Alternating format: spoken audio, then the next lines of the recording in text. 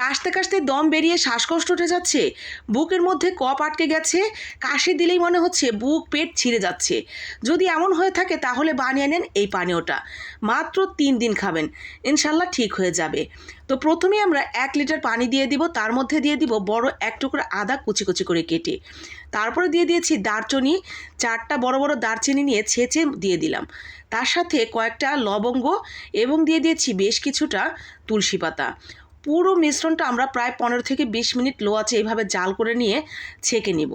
পানিটা সকালবেলা এভাবে তৈরি করে নেবেন সারাদিনের জন্য। সারাদিনে 3 বার খাবেন। 3 বার যখনই খাবেন তখনই গরম করে নেবেন পানিটা। যখন খাবেন তখন 1 চামচ মধু মিশিয়ে ফুদিয়ে ফুদিয়ে গলাতে বুকে যাতে হালকা হালকা গরম লাগে, ঠিক এইরকম গরম থাকতে থাকতে খেয়ে নেবেন। 3 দিনের মধ্যে ইনশাল্লাহ ঠিক হয়ে যাবে।